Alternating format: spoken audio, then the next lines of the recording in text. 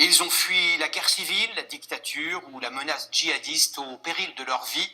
Plus de 6000 migrants vivent actuellement dans ce qu'on appelle la jungle, près de Calais. 90% d'entre eux espèrent rejoindre un jour la Grande-Bretagne. La justice a ordonné hier des aménagements d'urgence pour améliorer les conditions sanitaires. L'État devra notamment créer des points d'eau et des toilettes. Les enfants mineurs séparés de leurs parents devront être recensés. Nos envoyés spéciaux Pierre-François Lemonnier, Pauline Juvigny et Thierry Gippet ont suivi pendant plusieurs jours les bénévoles de Médecins du Monde au cœur de ce campement devenu, au fil des mois, une ville. À chaque fois qu'il entre dans la jungle de Calais, Amine a du mal à contenir sa colère. On est dans une immondice, un bidonville, au pire de l'appellation, quoi. Si on regarde ce qui se passe là, c'est pas un camp de réfugiés, c'est une poubelle.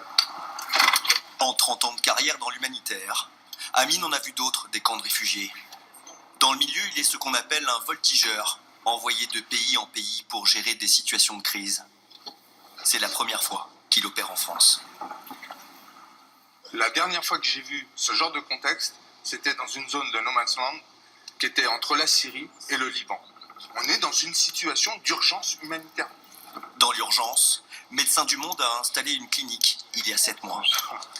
Salam alaikum, bonjour. Les premiers soins sont dispensés par 3 médecins et 2 infirmières sous ces abris, d'habitude utilisés dans des zones de conflit ou lors de catastrophes naturelles.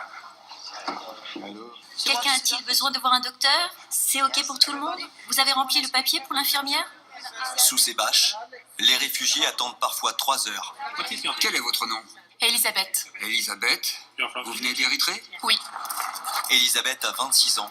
Elle souhaite garder l'anonymat, tout comme ses amies érythréennes. Dans leur pays, les femmes comme les hommes se font enrôler de force dans l'armée. Elles ont réussi à fuir. Après 45 jours de voyage, elles sont arrivées à Calais il y a 3 mois. Et depuis, elles vivent d'autres épreuves. Cet endroit n'est pas fait pour les femmes. En fait, il n'est pas fait pour les humains. Ce n'est pas un lieu sûr, surtout la nuit quand on dort. Vous avez l'impression que vous pouvez vous faire violer à n'importe quel moment? Tous les jours. On est obligé de crier pour se faire secourir. C'est la jungle ici. Elisabeth et son amie Gigi disent ne pas avoir été violées. La consultation de Gigi, comme souvent dans la jungle, ne se limite pas à de simples maux de gorge. Vous toussez? Oui, et je veux un test aussi. Vous voulez... Ah ok, d'accord. Pas besoin d'insister.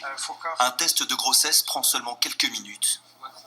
Il y aurait entre 5 et 600 femmes dans ce bidonville, d'origine érythréenne pour la plupart. Des survivantes qui ne rêvent que de Grande-Bretagne.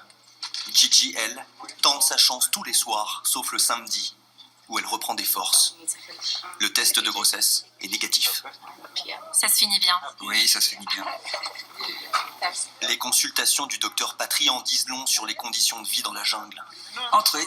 Sur les 70 examens de la journée, 10 cas de gale en moyenne, mais aussi des entorses. Sur la radio, il n'y a pas de fracture. Autant de blessures qui sont les conséquences des tentatives de passage. À la nuit tombée, ils sont nombreux encore à essayer de passer. Amar, lui, tente sa chance tous les soirs depuis 2 mois. Ça va être un long chemin. 6 heures de marche aller-retour. Amar est un jeune Syrien diplômé en sciences politiques. Il veut rejoindre son frère jumeau, qui est passé il y a 4 mois. Après un peu plus de 2 heures de marche, voilà le site d'Eurotunnel, bien protégé par les forces de l'ordre. Les gendarmes? Venez, venez. Amar, lui, continue d'avancer dans la nuit. Qu'est-ce que vous faites? Hein? On s'est perdu. Non, par là-bas. Vous avez rien à faire là-bas, c'est demi-tour.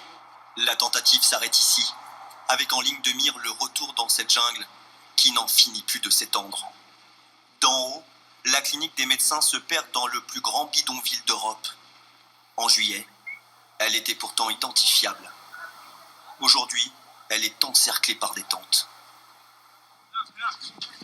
Pour garder le contact avec ce camp en perpétuel changement, 3 bénévoles partent tous les jours en maraude. Autour d'elle, des églises, des mosquées, des restaurants, une école et depuis quelques jours, encore un nouveau quartier. Des familles kurdes viennent d'arriver.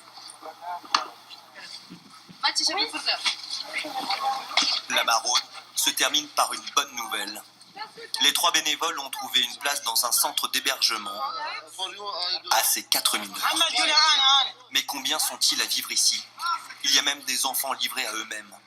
Nous rencontrons Hassan. Il a 12 ans. Il a fui la Syrie avec son beau-frère. Mais ce dernier est passé en Grande-Bretagne et l'a laissé seul.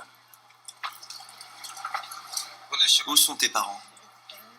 Ma maman est en Syrie et mon père est mort. Et tu veux aller en Angleterre? Oui, mais il faut que je trouve des adultes pour m'aider. C'est peut-être l'une de ces dernières nuits dans la jungle. La justice a ordonné hier à l'État de recenser tous les mineurs isolés et de les placer en sécurité dans un délai de 48 heures.